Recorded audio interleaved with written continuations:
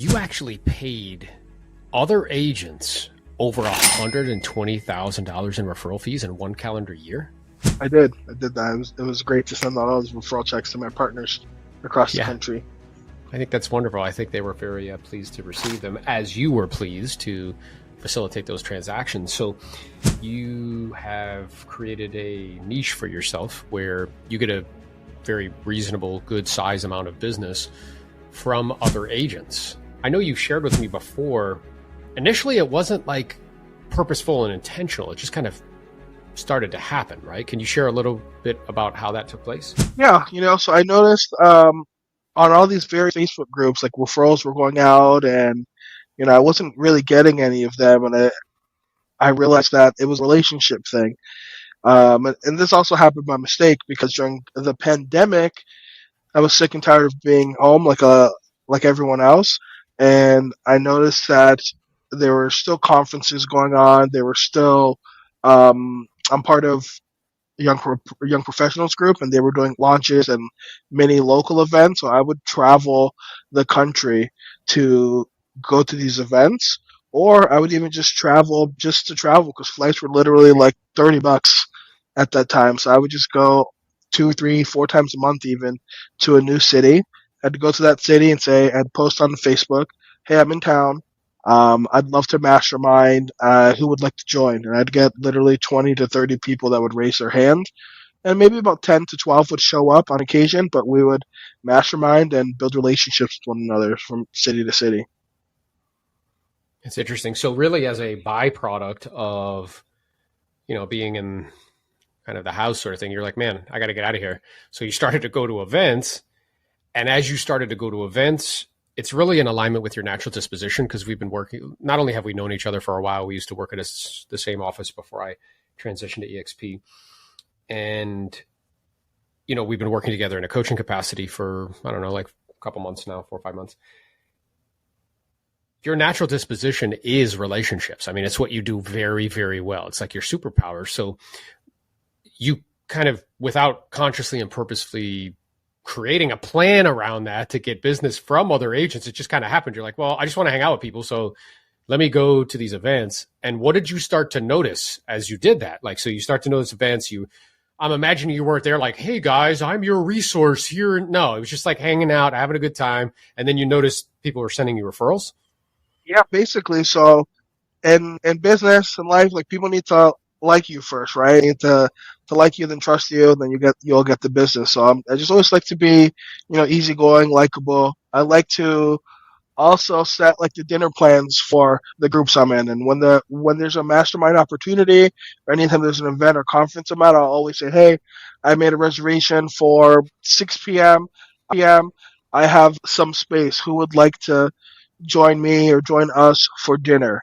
So I'm always the guy that has reservations planned, so other people don't have to think about it. And people now know basically from city to city that I go to when I'm at an event, like, hey, let's figure out where Darnell is eating. Let's join him, or even if we can't join him at his time, we know that's the place to be or the place to eat at in town. So it's kind of like just something I'm known for now, and now people want to be in my circle, or they want to get to know me because that's one of the things that I do. And now that they know me and like me, then they always make me aware of opportunities, whether it's their own opportunity that they have for a client to refer me, or someone in their office, or somebody in a Facebook group, because now they've met me in person. I'm not just some person on the internet that they're tagging. Like they've conversation with me. They're in relation with me. So that's greatly helps me grow my referral business. Yeah, it's interesting to me because, what I share with people, it's the same thing. It's just perhaps with a different kind of client, but it's relationships plus value over time. So a lot of people approach me and they're like, man, how have you attracted like 200 and, 12 agents in 17 months? Well, it's precisely that. It's relationships plus adding value over time. So the value that you were adding in those circumstances is convenience. They don't have to think about where to go or where to go. You're like, hey, I already made these reservations, right? You're already putting together groups of people and making it convenient for them to show up. And then while they're there, you meet them in the physical form. They get to talk to you and decide if they like you and if they trust you. And then when it comes time to do business, you're the person that they think about versus somebody else who's just, I don't know, sending, we've all received as agents those monthly things like, hey, I'm your agent in Naples. If you have a referral, send it. And what I'm aware of is like, I would get those all the time. And like, I don't even look at that stuff, right? I just blow right past it. That's subscribed.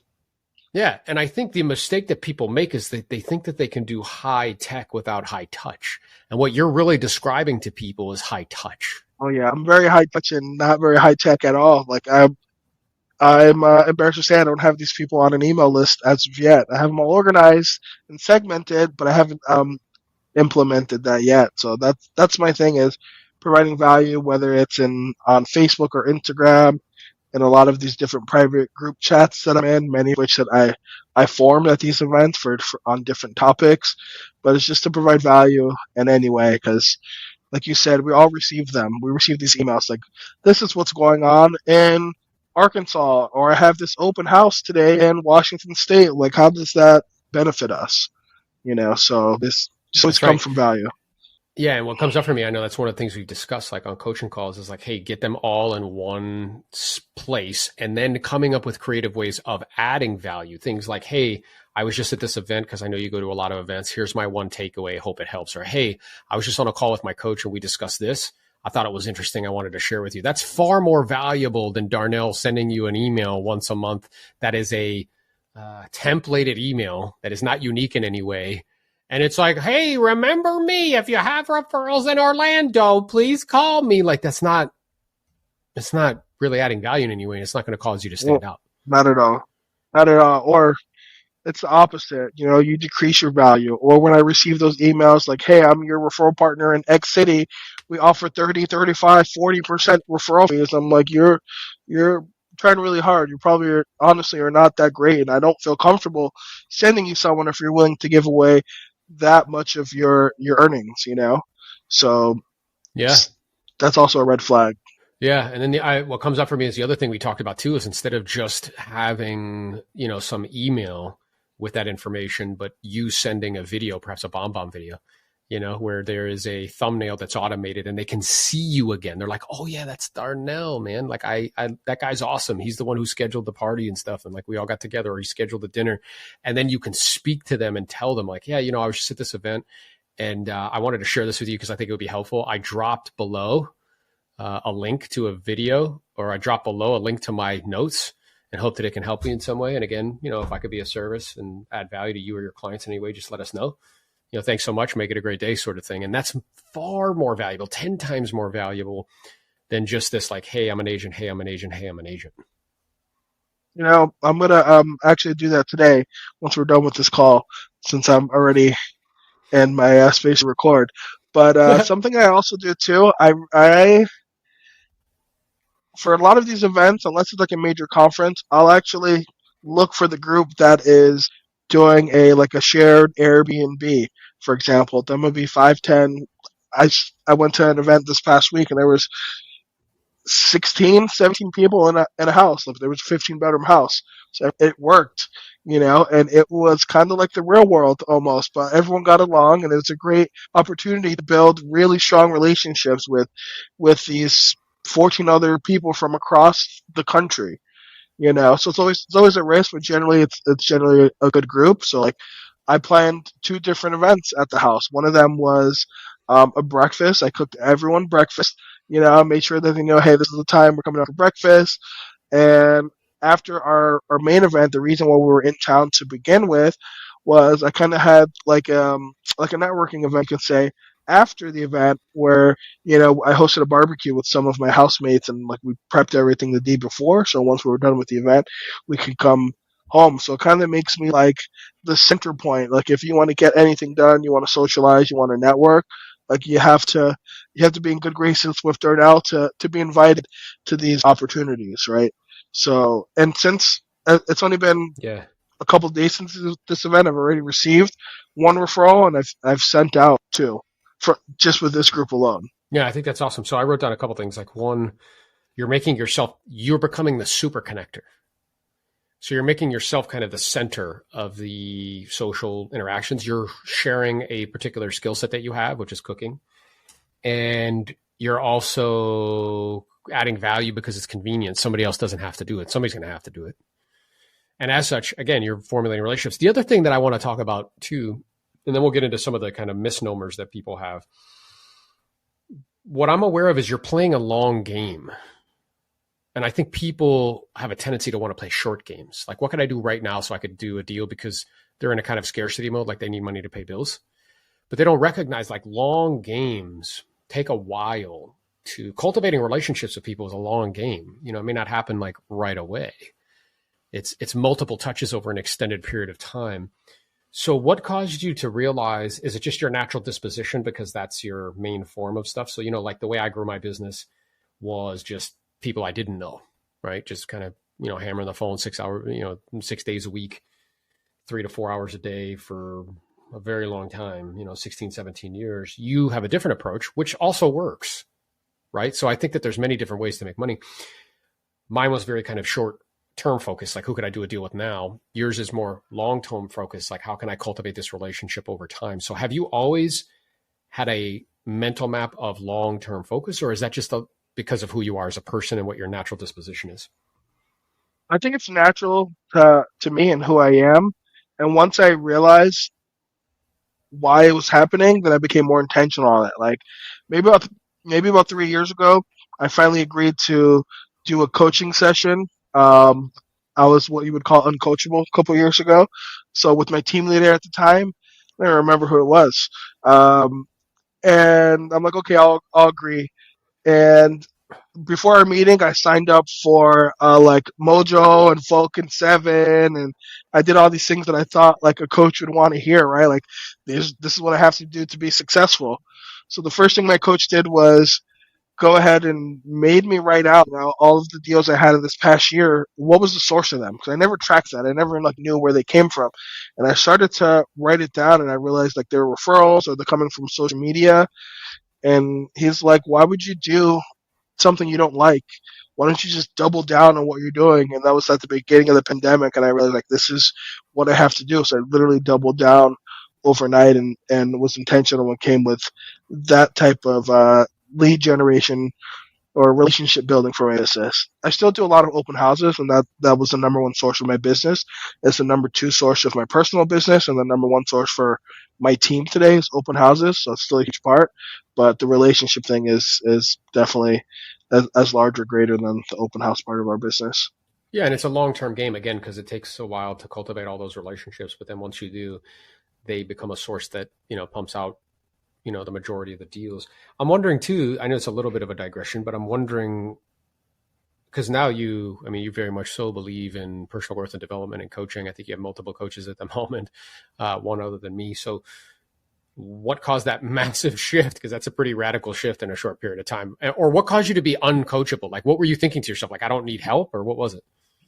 Yeah, I don't need help. I came from starting two large organizations out of my sister's garage. I had 80 employees at one point. Never went to college. Never had any formal training. Was never a supervisor or manager or held those positions at any of my previous employees. I just started from like the ground up and built a large organization. So I felt like I didn't need to do what everyone else is doing.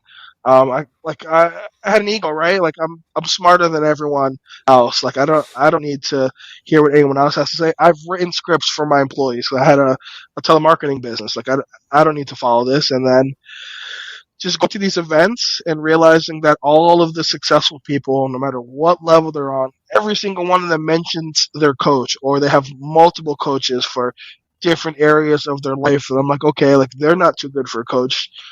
Who the heck am I? Like I'm definitely not too good for a coach.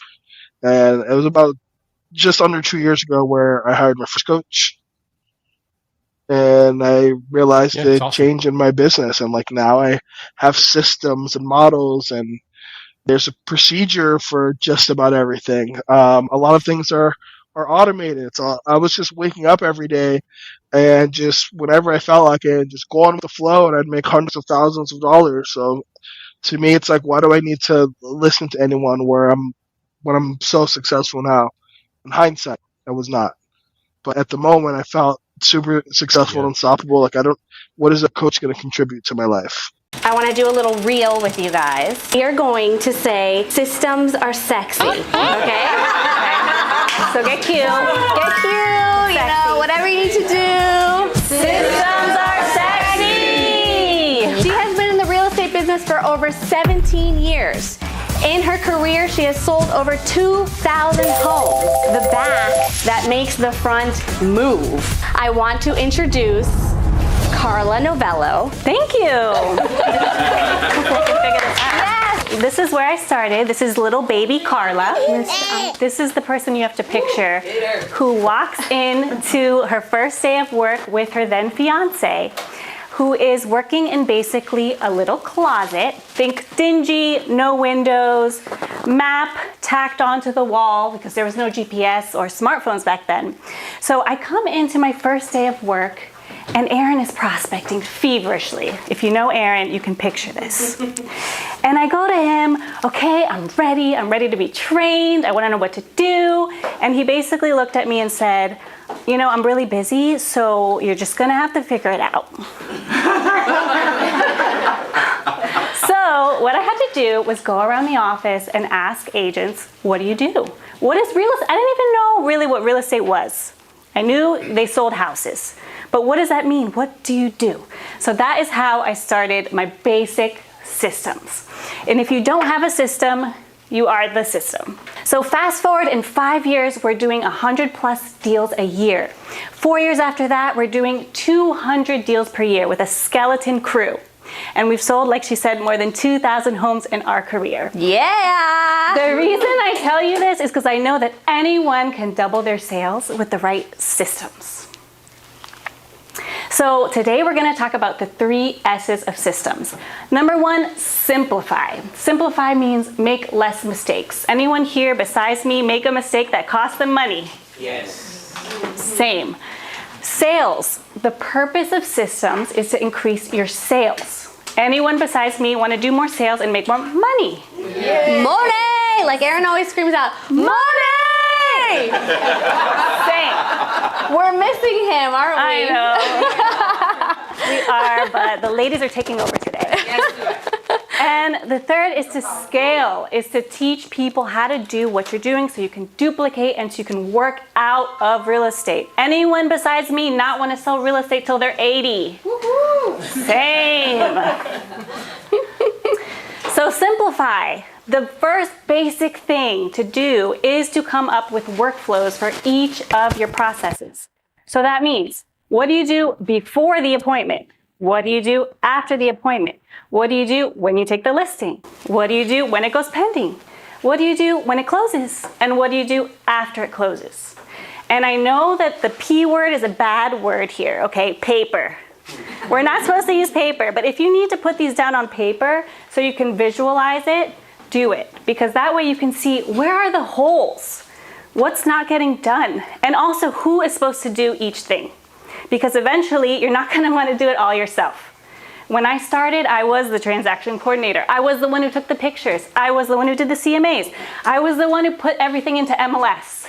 And guess what? I got burnt out real quick. And once I had kids, it wasn't sustainable. So putting your workflow down on paper is step 1. And number 2 is the CRM. It took us so long to get a CRM, it's almost embarrassing. Because we thought it was a waste of time. We thought, oh, it's just a place where you put your contacts. Like, I had stuff in Drive, I had stuff in Gmail, I had stuff all over the place.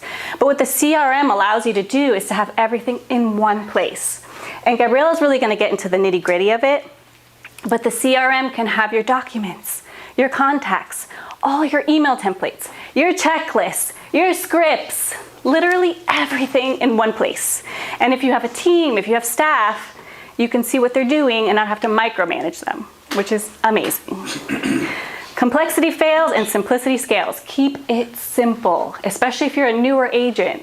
Don't try to do everything at once. We have been doing this for 17 years and we would implement one thing per quarter. So don't get overwhelmed. I know it's a lot, but we didn't do it all at once. So just keep that in mind. Sales, the sexy part. Everybody wants to do more sales. The systems are not that, people don't usually think that the systems are sexy except for us. We think they're really sexy, okay? Because the only way you're going to do more sales. The only way you're going to do more sales is with better systems, okay? As a buyer's agent or a listing agent, your only job is plan, prospect, lead follow-up, go on appointments, negotiate deals. Anything else is not supposed to be your job. So I don't know if this was at Aaron's peak or just at some point in his career, he figured out his dollar per hour when he was prospecting. Has anybody else done this? Okay, so he figured out at some point, I don't know if this is the highest, but it was around $200 per hour when he prospected. So what that shows you is that anything less than that is a steal if you're delegating it to someone else. If you're gonna pay someone $10, $15, $20 an hour to do something, it's a steal if it's gonna let you do those things and make 200. And if you're not making 200, even if you're making 50, 60, it's a bargain. So that's important to note. Delegate, I wrote down a list of the things that I would delegate first. Delegate it all, everything. Everything that's not the plan. Okay, so number one is calls. Anybody have their cell phone in the MLS? Camila went like this. Yeah. We never had our personal cell phone in the MLS because that is just asking for trauma, for PTSD, okay? Most of the calls that you're getting from agents are, how old is the roof? When was the AC replaced? Like, those are calls that are just wasting your time. And I see nods back there. What's the HOA payment? What does it cover? Showing instructions. They're there. Just read. Most of it's already in MLS, okay? So it's very easy to delegate that task to a VA or an administrative assistant. I would say, And when you take off your number, get ready for the complaints from the association. yeah, Because I've gotten a bunch already. that's fine. So It's not their business, it's your business. No, for sure. And at the end of the day, whatever works for you is the way you got to do that's why I it. don't care. I'm like, keep on bringing the complaints. Exactly. I don't care. My number's not there for a reason. Exactly. Number two is a showing service. If you're trying to go to all the showings or coordinate all the showings, you're just an extra person that is getting in the scheduling. If you're just scheduling a buyer's agent and their buyer, that's two people. But now if you're trying to put yourself in the mix, it's just creating complication and taking time from you. So the MLS offers a showing service that is very economical in my opinion. Anyone else use the showing service? Showing time? You mean showing time? Yeah, showing time. Yeah, some people don't. They actually take all the calls and schedule it themselves, or they say that they have to be there. So that is definitely a no-go. Number three is the photographer. I promise, I know you guys think you take amazing pictures. I promise the photographer takes way better pictures, okay? The photographer also does not want you to be there. When you're there, they're like, ah.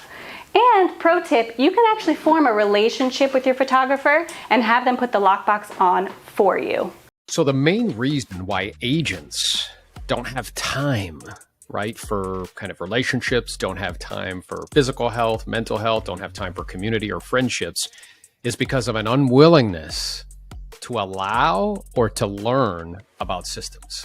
Yes, and what teamwork really looks like, what collaboration really looks like. But there's pride in the beginning, right, that you can do all the things, that you can get the CMA and that you can do the packet and you can deliver things. And there is a thrill in that, getting it all done and being really busy. Then if you're lucky, you get really successful. And now that's not so thrilling anymore. Now it's become a habit. And now it's something that you have pride in. And that you associate with the money that you earn or the value that you bring or how you feel worthy. And that is no longer necessary.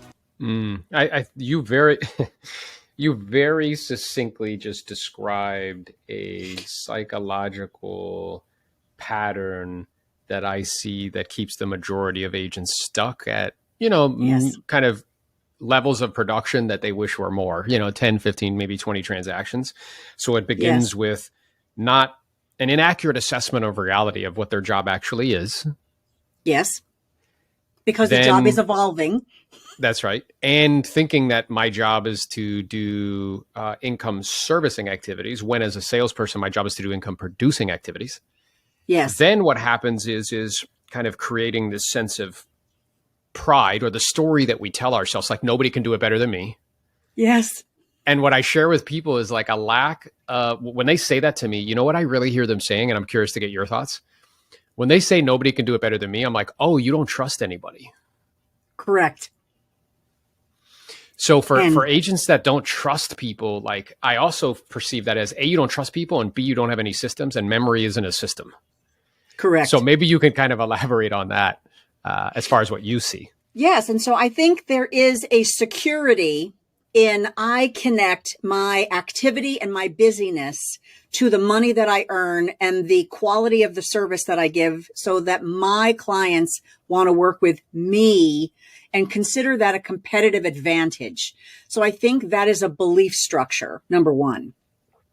It can be true in the very beginning, but then the evolution of that success is also being able to look in the mirror and that, and be real with yourself that we're not good at everything. It doesn't mean that you can't do it, but it doesn't mean that that is really where the highest and best use of your time is.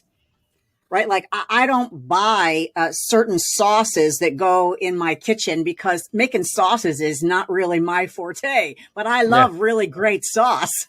So now I find ways in which to hack getting great sauce in a different way because I let somebody else start that off. And so what is that inside your business? I'm a foodie, right? So I always loved my food analogies. So if you really love great food, how much of that do you want to make from scratch? And how much of that do you want to semi-homemade and take it just to the next level? And so what is that in your business? And so being able to really look at as an agent, if that's what you've chosen to be, then you're a salesperson. Now that's the servicing tasks that go with that. And this is where I use a rope as an analogy. So in the beginning, as an agent, all the tasks look like they're one thing. They're your business, and these are your tasks. As you begin to evaluate it, you actually realize there are threads put together that turn into a rope. And this is that you're the salesperson, and in the middle, there is servicing, and then there is 3 paperwork and compliance. And these are 3 separate jobs. But in the beginning, you were doing them all together. And so now to also be able to evaluate your business like that and recognize in order for you to achieve and have time, money, and location freedom, you want to be able to have leverage. And so then your identity can move from being the entire rope. You can do it that way, but you'll have a quality of life that is commensurate with that. Or you can begin to recognize that other people are experts in those individual areas. And now let's find them and try that out and dance. So it's learning to dance in a choreography rather than just free dance and freestyle all by yourself on the dance floor. Yeah. So let's unpack that because there was so much there. This idea that you can only behave in accordance with the way that you see yourself. Yes. And a lot of people from a psychological perspective, what you were describing with the rope is that their identity as an agent is somebody who not only does business, but also services it and does all of that. And they call that, well, like nobody can do it better than me, or like, I just like to provide custom. I was on a coaching call recently. Somebody's like, no, that's my standard. I said, no, you don't trust people and you don't have good systems. And they were like, well, no, it's just like the standard of service. I'm like, no, you don't trust people and you don't have good systems. Yes. So I think that's very insightful. And I can tell that a lot of the work that you do with agents is helping them to see that. And I believe that the way that we see, I know that the way that we see biologically is with contrast. Yes. So we need dark and light. And I believe the way that we see metaphorically is the same way. So you said hey, if you want to do all of that, high energy equals high income. I'm going to say that to you again because I want you to be clear on it. High energy equals high income. I want everybody to be clear on something. This is the good shit, not the bullshit. How many of you guys have been to meetings where you feel as though you are going to fall asleep within 5 minutes of the speaker speaking? Anybody besides me? Say aye. Aye. I'm sorry, high income equals high what? So let's try that again. How many people have been in meetings like that? Say aye. Aye. Okay, yes. And I've been in meetings like that too. And our intention today is really to equip you, right, with what you need in a changing environment. Because has anybody besides me noticed that the environment has changed dramatically? Anybody besides me? Yes, 100%. So I need to really have a plan in place for when the environment changes. And to illustrate my point, let's imagine for a moment that we were all gonna go on a trip together, right? And let's say we decided to go to the beach, okay? Now the beach is a very specific environment, is it not? And because it's high income equals high what? Energy. The beach is a very specific environment. Yes? Yes. Yes, it is. And it requires a very specific strategy. Because environments require strategy. Now, let's say we want to really enjoy our time at the beach. What would we need? What would our strategy be? What would we bring with us? Sunscreen. Okay, sunscreen. What else? Umbrella. Umbrella. What else? Towels. Towels. What else? This is awesome. Snacks, what else? Drinks, I heard. Yeah, okay, what else? A book, what else? A bathing suit would be good, so you're not naked. Yeah, that'd be fucking good. What else? Surfboard, what else? A friend. A friend. Aw, a friend, aw. Everybody say, aw. Right? Laptop so I can write some deals, do some deals, let's go. So you notice, we all know that strategy, do we not? Anybody besides me ever screwed that strategy up? Ever forgot the sunscreen and ended up burnt to a fucking crisp? Anybody besides me?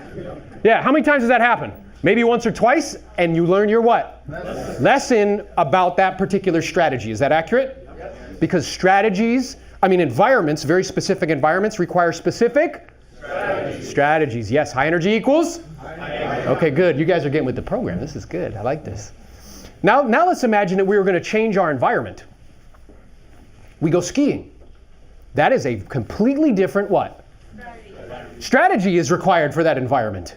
Is it not? Yes. So what would our strategy be then? Warm clothes. Warm clothes. What else? Snow boots. What else? Jackets. What else? Gloves with a little hot shit to keep your hands warm, right? What else? Sunscreen. What else? Goggles, right? Lip balm. What else? Mitten. Okay, so do you notice that we have strategies for particular environments? Is that accurate? Yes. Exactly. Now, what would have happened if we tried to use this strategy for the beach for the strategy for skiing? What happens? A sad story, Peter says. A very sad story. You are not going to be a happy individual. Do you understand? So here's my question for you. We all agreed that the environment, because real estate and the market is an environment. And, newsflash, it changes. But what happens if I'm using the same strategy for a different environment? A recipe for failure. Oh yeah, and I watch you guys do it. I watch you guys bang your head against the wall using the same strategy over and over again for the beach when you should be using a strategy for skiing. And then you start to think there's something wrong with, no, that's not true. You're just using the wrong strategy. Would you think there was something wrong with you if you forgot sunscreen? Would you say I'm a terrible person? No. You just screwed up the strategy. And the same is true here. How do I know that this is true? When I first started selling real estate in 2006, that was a very specific economic environment. Now, was anybody here actually selling real estate at that time? Show of hands? Okay, just a handful of people. So most of you guys have no idea what I'm talking about. So let's go to the people who actually knew. Vicente, you were selling real estate at that time? Yes. What was that environment like in 2006? Crazy. Crazy. And what were some characteristics of it? Out of control, fast, litigious, foreclosures, short sales. Well, so here's what's interesting. In 2006, that was the lead up. So 2006, multiple offers. 2006, relative cheap money. 2006, prices going up 18 to 20%. 2006, the lenders in the room had no standards. They were loan skanks. Okay? You know what you could actually do back then? You could say, hey, you know what? I make $150,000, and they wouldn't even fucking check. Oh. They That's fucking crazy. Like now that we say that out loud, you're like, who thought that was a good idea? But that's what that environment was like. And I was brand new. I lived in Gainesville, Florida. I just got my real estate license, and there were these things called condo conversions, where they put lipstick on a pig and they sell it to people, right? They take an old apartment, put a little lipstick on it, put some new curtains, some new carpet, and sell it. But that's what the environment was giving, and people were buying them hand over fist. So what do you think I sold a lot of? Condos. Pigs. But pigs, exactly right. Got no problem selling a pig. Okay? Then the environment changed in 2008. Oh, that was a totally different environment. What prompted the environment to change? Yeah, greed, really, right? Everybody got greedy, right? Bankers, individuals. We like to blame the bankers, but we were the ones taking the loans to buy the shit. So everybody got greedy, and it collapsed, right? What happened to all those buyers buying condo conversions? They disappeared. Now, can you imagine if I kept using that strategy? What would have happened? I'd have a different job right now. I wouldn't be standing in front of you. You see, Charles Darwin says it's not the fastest, the quickest, or the strongest that survive. It's the ones that are the most receptive to change. But do you know why you guys don't want to change? Because you get certainty from doing shit that you used to do before. Does that make sense? It makes you feel safe. Because money has an addictive quality, and because of it, you get addicted to the way that you receive it. So you keep going back to the same well. I hear agents saying now, I need to get back to the basics. Now there's some basics like prospect, lead, follow-up, go on appointments, negotiate deals. What they're really saying is, I have to go back to work. I fucking really like not having to work and make a lot of money. How many people like that? Was that cool? Yeah. But what they're also saying is, I got to go back to the shit I was doing before. But the environment changed. Is this clear to everybody? Say aye. Aye. So what did I do to deal with that environment? Because it radically changed, right? I went from I was 26 years old, I made $150,000 selling these little condo conversions. I thought I was the man. And then it just disappeared overnight. So I went out and I got access, because you're one relationship away from finding the opportunity. You're one relationship away from changing your family tree for the rest of your life. Jose just mentioned that. He's also changed my life, because I wouldn't be standing here in front of you if it wasn't for him. Make sense? Okay, so I got access to the best coaches, the best trainers, the best mentors. I paid hundreds of thousands of dollars of my own money. And now I no longer worry if the marketplace changes for myself or the clients that I coach. Because I know in every fucking market there is an opportunity. I just need to know where it is, not where it isn't or was. Yes. You see, the law of finding says you'll find something when you look for it where it actually is, not where it isn't. If you're looking for it in expireds right now, hey, guess what? It's not there. Your inventory's this low. How many expires do you have a day? How many? People who prospect? Three. Is that enough leads to do the deals you want? No. So if you keep banging your head against the wall, what is that a recipe for? You should probably try a different. Oh shit, you guys are getting this. Let's go, he's getting it. That's a nice watch, brother. So I got access, right? And now I no longer worry about that. And I believe that everybody in this room, guys, fully and completely, the way I know the sky is blue and the grass is green, is that everybody in this room with the right strategy, if they knew where to look, and the right systems and the right skills, you can dominate any marketplace, including this one. Let's go. Okay? I spent the last 17 years of my career selling 2,000 homes, with 80% of that business being listings sold. You can clap that shit up. Let's go.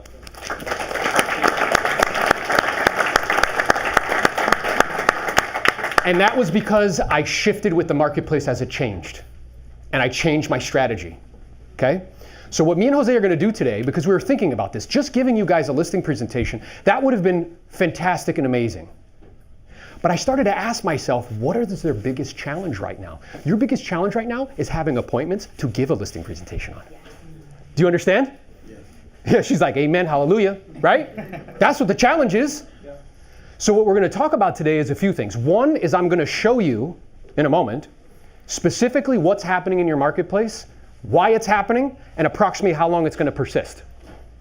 Okay? Because hoping and wishing and praying is not a strategy. It's a weight loss program.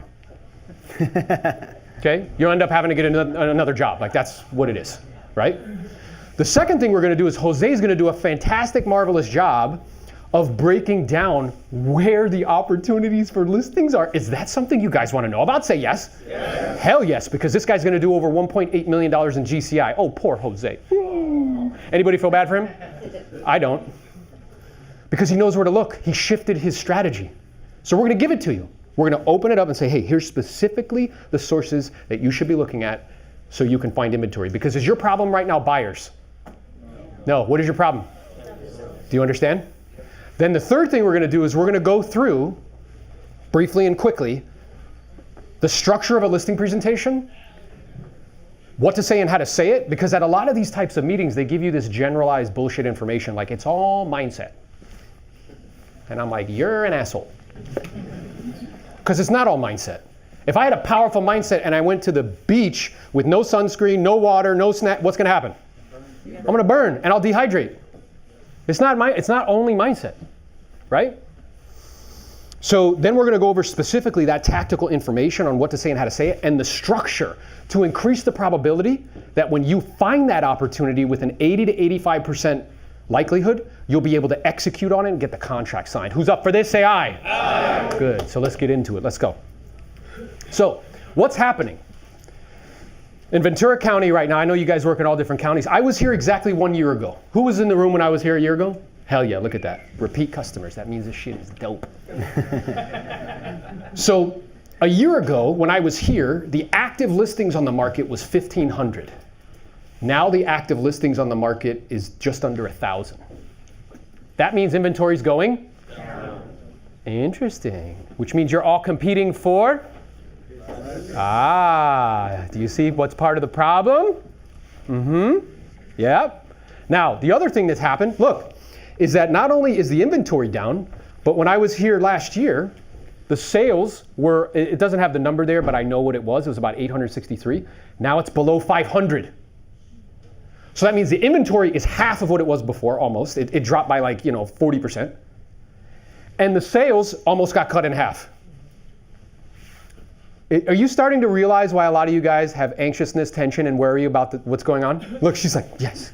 Do you have a camera? Have you been watching me? This is what's going on, guys. And no amount of fucking cheerleading is going to change it. No amount of fucking, David Goggins is going to change it. Do you understand? Cold plunges aren't going to change it. Podcasts aren't going to fucking change it. It's what it is. So I have to deal with it. Because your ability to produce outcomes that are favorable in your life is directly correlated with your ability to deal with reality. Most people don't deal with reality. I had a mentor tell me one time, he's like, you want to know what reality is? Take all your clothes off and stand in the mirror. It's what it is. There's no negotiating that, right? It's just what it is. Look at everybody like, oh shit, that is what it is, huh? So this is what's happening, right? And simultaneously, what's also happening is 90% of all homeowners have a mortgage that's less than 6%. I want you guys to understand something. You will look on Amazon for 3 hours to try to save $50 on a product. You're trying to convince people to purchase properties where their payment is double. This is the reason why part of the reason why there's a shortage of inventory, right? And look at the stats. So 92% of homeowners have a mortgage that's less than 6%. It's almost all of them. 82% have a rate below 5%, and 62% have a rate below 4%, and close to a quarter less than 3%. Does it make sense why we went from 1,500 to 1,000 active listings? Okay? Now, the question is how long is that going to persist for? Anybody notice that mortgage rates are now above 7%? I was here last year and I said that's going to persist. People are like, meh. I remember having conversations with Tim, and we'd have these nuanced debates about, these highbrow conversations about the economy. I'm like, bro, I'm telling you, interest rates are going up here because this is what happened the last time this happened. It's like, oh, well, I don't know. Here it is, 7%, over 7%. And with that super high degree of probability, that's going to persist for the next 12 to 18 months. Right? There's a high degree of probability that when comes election time, because everybody wants your votes, that'll come down. Right? Look, people who are seasoned are like, yup. But that means we have to deal with this for how long? 18 months. You see, if you're sitting wishing and praying it's going to be away in a month, it's not a good strategy. Okay? So, and as we look at this even more, is that mortgage rates are unlikely to drop below 6% by the end of the year. They're going to stay up this high, guys. They're not going to change. So the only people in these environments that are going to do something, what's the one thing they all have in common? Either buying or selling. They have to. Not like, hey, I want some more like backyard for my dog. That's not going to cut it. They need to be experiencing pain. What would be examples of pain? Divorce is painful. What else? Death. What else? Loss of job. What else? Huh? Debt. Can't afford it. What else? Right? Death, divorce, job relocation, moving to assisted living facilities, retirement. Do you understand? Those are the only people that are actually definitely going to do something. Now, the other thing I want you to be clear on as to why you're experiencing what you're experiencing and why you're feeling what you're feeling is we are projected to have 4.2 million sales in the calendar year of 2023. Last year we had over 6 million. The last time we had 4.2 million sales was 2009. There was only 990,000 real estate agents. Today we have 1.6 million. This is the Real Estate Hunger Games team. That means 600,000 extra people are chasing what? The same opportunities, guys. Do you understand what's happening here? This is why you're feeling what you're feeling. It's why you're experiencing what you're experiencing. But I need you to know and understand, the best businesses are started in this time. I started my business in 2006 and 2008 it imploded. Why is it the best? Because it forces you to become faster, quicker, stronger, more disciplined. So you get to see real estate agents financially naked every day. Is that right? We do. And because you guys do bookkeeping for agents and teams across the country, you have this wealth of data and information that's very helpful. You said one of the mistakes that agents make quite frequently is just not paying attention to their numbers, where they can be doing business and they're doing transactions and they think that they're making money. And then once you actually dig into the numbers, you recognize that that's not the case. Can you talk a little bit about, how you see that happen frequently? Financials will always tell us a story. And I think the biggest thing that's important is to pay attention to your percentages, because they are going to give us the context of how much of our revenue we are spending in each category. And that's huge. You also shared that sometimes you'll have clients where you'll see this trend where they're spending, the percentages are off and it's leading to very low profitability. And even when you point it out to them, people are resistant to changing. Yeah, change is hard. And sometimes it takes a lot of effort. It's really just kind of people being hesitant to be uncomfortable. They say that growth doesn't happen inside your comfort zone. And it's really about stepping outside that comfort zone to make the changes that you need to push your business forward. But a lot of people just aren't comfortable doing that. They're happy where they are. They feel comfortable with the level that they're producing, and they're just not willing to take it to the next level. Yeah. And it's interesting because I see that, in our coaching business from a kind of psychological perspective. And that's the lead measure. I share with people all the time that the psychology of the owner of the business is always the constraint on the business. And I see that in that area, but you see it in the lag measure. You see it in the weighing machine where you're actually weighing things and you're like, oh, this is clear that whatever your approach or strategy is not working. Yeah. So your financials are essentially like your report card for your business. That's going to tell you how well your business is doing and what the financial health is like. And if you're, not paying attention to that and you're not actually utilizing those numbers to make your decisions, then that's a metric that you're not focused on. Yeah. And I'm wondering, how much do you think that is? Because, I know that there's a difference between thinking like a salesperson and thinking like a business person. And business people look at numbers and charts and graphs and percentages, and salespeople are just worried about, I need another transaction. Realtors definitely are a specific kind of personality. And that black and white, numbers on paper isn't always meaningful to them, or maybe they don't necessarily understand it, or it's more intimidating, something like that. There's some sort of barrier there. But I found that realtors tend to be very open-minded as well. They're very open to masterminding and advice and change. And you do get some people who are just not willing to make that change, of course, always. But, I find that realtors on a whole, just that personality type tends to lend itself towards, okay, you think I should do something differently. Let's think about that. Let's look at that. Let's talk about it. I love that. And that's what makes you guys super different from any other bookkeeper, because I have a lot of, clients who have just a CPA or something like that as a bookkeeper, but they don't know anything about the real estate business. So all they're Right. doing is just measuring and counting beans sort of things to make everything balance out. But they can't sit you down and be like, hey, guess what? At your production level and with what you're doing right now, you're actually spending a little too much in this area. You may want to look at that. Yeah. Yeah. So we're definitely very real estate focused. We do all of our bookkeeping, kind of started around the MREA model and how that broke things down, but it's evolved since then. And so our chart of accounts is very, directed towards real estate. It has your commissions paid out to your agents. It has everything. It has your listing expenses in there, your listing marketing. So it's very much designed around real estate. And we, know the processes behind it. Like we work with virtually any brokerage. We've seen all of the brokerage reportings. So we really try to account for every single penny in your business. Yeah. And I can kind of attest to being on calls with you and my wife where we're looking at and you're showing me, that report. Yeah. So we can break down and see percentages. We can break down and see how profitable we actually are. Right.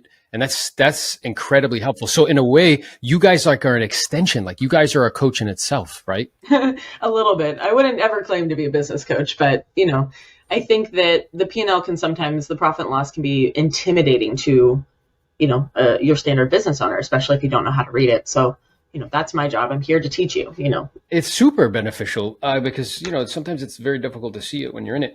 And I love this idea that the numbers tell a story. Can you expound on that a little bit? Yeah, the numbers tell a story. So, if I open up a set of financials and say I've never talked to this person before, the first things I'm looking at is, what is their cost of sale percentage? What is their total operating expense percentage? What is their salaries, their lead gen, net profitability? Those are kind of my 5 keys that I like to look at. Those things are going to tell me, okay, is this rainmaker in production or not? If the cost of sale is running especially high, we have a scenario where the agents are doing more production than, the owner of the company. So a lot of the times we'll go into it and I'll say, so it looks like you're not in production, and I'll get a, affirmative. So that's always really fun when I can kind of predict what's going on in their business for them. If salaries, depending on what that salaries percentage is, I can tell whether you're overstaffed with not enough agents to support the support staff, or, if we're really just running pretty lean with one admin and doing well in that regard. And the same for, lead gen and operating expenses. It just really kind of tells you, okay, where are the problems in these financials? I'm kind of imagining what it can also show you very clearly is constraints. Like what's the constraint on the business? Because I know if people focus on constraints, it's like the most leveraged thing you can focus on. Because once you figure that out, there'll be like a, 4, 5, 6, 10x like return on the time spent. So you can see people's constraints, whether let's say they have a psychological constraint where like, I don't want to expand out and hire more people. So you can see it because they're lean and mean. They have like 1 admin or 2 admin and they're doing all these deals. It's like, okay, I understand your psychology, like the way that you're thinking. And if you want to grow, then you would have to address that. I feel like I see that most frequently in lead generation. The thing I always say is you have to focus on your ROI. You have to know how much revenue you're getting from every lead source. Otherwise, how do you know if your marketing dollars are actually working for you, And I feel like that's a huge thing where people, if you collect this data, you have this amazing diagnostic tool, at your disposal. You were sharing with me, like of the 400 plus clients that you guys have, you have agents that are kind of individual, that are just kind of doing their thing.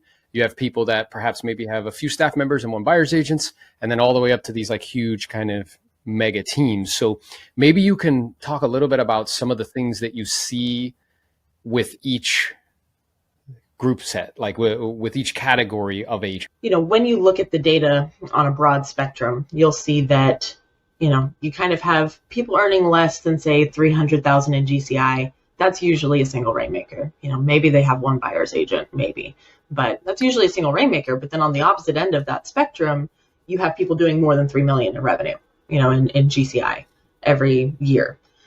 Those people tend to be large teams, lots of agents, maybe even rainmaker out of production. And the really interesting thing is you see trends kind of on that spectrum. Like you tend to have a higher profit percentage if you're a single agent, whereas, 3 million plus teams, they tend to hover somewhere around 15% profit as compared to, maybe like a 35, 40% profit on a single agent. But really, when you think about it, dollar wise, 15% of 3 million is definitely a bigger number than say 40% of 300,000.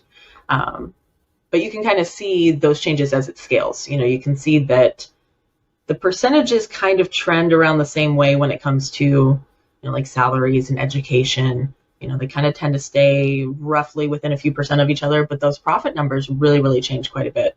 And that's going to be because of your cost of sale. As people bring on team agents, they tend to ramp up into this higher, level of production, and then we're keeping less of our net, of our commission revenue. Not necessarily a bad thing. Like I said, 15% of 3 million is a much larger number. So kind of watching those trends across that broad spectrum is really, really interesting. I went on an appointment, somebody made an objection, and I just froze. What came out of my mouth was like verbal vomit, right?